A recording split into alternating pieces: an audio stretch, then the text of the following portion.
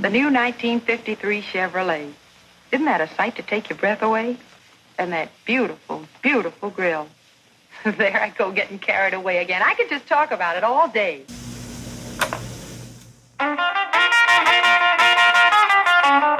Nobody in this hobby makes money on their cars. Most everybody does it out of the passion for the car. Gone through about 20 or 25 classic cars, and I finally settled on the 5 that I want to keep. The cars I bought are typically in the $50,000 to $70,000 range. Because I treat all my cars like if they were a family member, which is really bad because I've got 7 of them.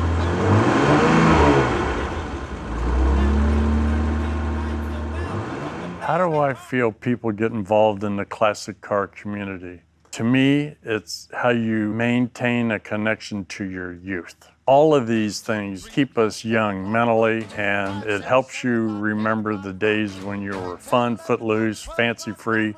And that's why car collectors have so many different cars, because there's various memories associated with each genre of cars.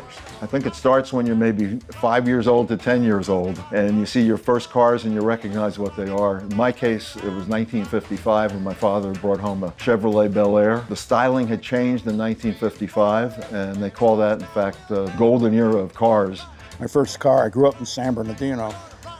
When it was an okay place to grow up in. There were quite a few cruise nights that up and down East Street from the original McDonald's. Every neighborhood had their own little car clubs. How did I get into classic cars? No other state in the country has the car culture that California has. I mean, nowhere. But I knew about a couple of the car shows because every time we'd have a trip out here, I'd make sure I went to the car show. So everybody that I know today out here came from the car culture. And I've got a great group of friends, really salt of the earth kind of people that will do anything for you. So you want to do anything for them. You know, everybody was always working on their cars or messing around with cars or rebuilding them. We didn't have a whole lot of money, and people would do their own work on cars. So they influenced my interest in cars. What kinds of experiences, positive or bad, have I had off of the car community? Absolutely positive. I find in general, and this again, they're almost always people who grew up similarly and have the same sort of demeanor and temperament that I'm comfortable around, and I'd say that's positive. What I found is the people who are into classic cars, most of them are at least my age or close to my age. We've had similar experiences, similar lifestyles, and we get together periodically outside of car shows and just good guys to be around. For the most part, all positive. The classic car community is comprised of people who are energized by their hobby or their love for the cars, and they come from just all various backgrounds. We have these little coffee get-togethers or what, and then we have our shows that we go to. We form groups and people that are real friendly with each other and share a lot of our past life experiences, and there's some amazing people that are in the classic car community, for sure. Over the years, probably have spent tens of thousands of dollars on various cars, and you hope to at least get your money back. Well, one day I decided I was going to take the receipts and add them up. After I got to the 3rd receipt, I said, I'm not going to do that because I really don't want to know how much I spent on this car, probably more than what the car is actually worth. I mean, today I'll even spend more money on it if it needs something. I mean, I've never made any money off of a car because all the ones that I bought, I've never sold them. I've bought and sold a lot of them over the last 15 years, say, and I've probably made money on 2 cars. So if I can break even, that's fine. But more often for me, I tend to lose a little bit. You know, you put time and money into them. Even when they've been fully restored, selling them is always a little bit of a problem, and they don't get that kind of money out of them on a sale. It's a hobby. It's not a moneymaker for anyone. The hardest part of maintaining a classic in today's world is parts availability and quality. So much of the reproduction parts are made out of country and the quality suffers. Buying original parts based on what it cost when the car was new to the cost of what people were selling it for today. A $30 part could have cost you $500-600 today.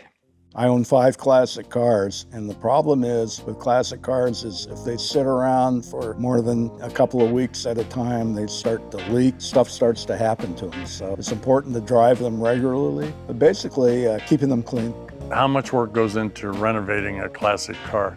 Obviously, it depends on the condition it's in when you buy it. For example, this car that I now own, when I first owned it, didn't look like it does today.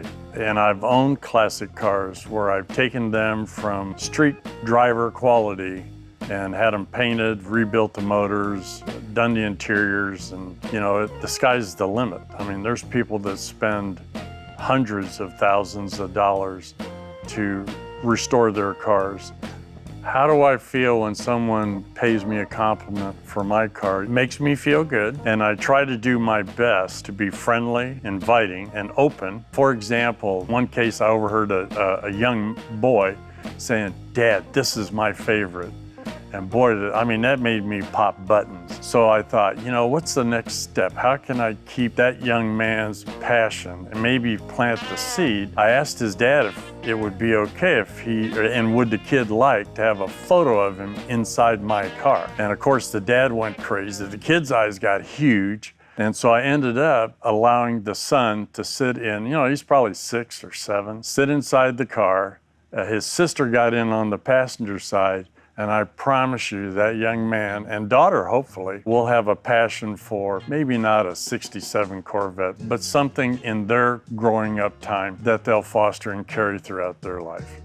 As far as my opinion about cars not having styling, I think it has to do with all the safety. Everything has to go through a wind tunnel. They have to have good gas mileage. The cars we drove, if you got 12, 14 miles to the gallon back in the 50s and 60s, that was normal. But because of all the requirements put on by the federal government, I think that's why they have to look like the way they look. Well, I think technology's good. I'm not a big proponent of the electric vehicles. I'd like to hear the engines and, what I grew up with, really. The styling, back when I was growing up, they would change style, whether it be a Thunderbird, Chevy Impala, or whatever. It would change every year. There was a big difference in the way the cars looked. What would I say to people who look at the classic car community and have wonderment at how could you guys be spending that kind of time on cars that are so crude, so by today's standards, a safety nightmare? I would say you got to have a passion for it. And if you don't have passion for it, then you don't understand it. So I'm not sure there's an answer for people that have that opinion. They just don't get it. What do I think the new generation will do? Of course, they're not going to carry the same passion for the same cars. I just hope that your generation and younger find some kind of passion to keep them connected with their youth and the good things that happen in their life that shape their personalities growing up and carry it into adulthood, because that's really all it's about. It's just maintaining that connection with a good time in your life and then passing that on to other generations.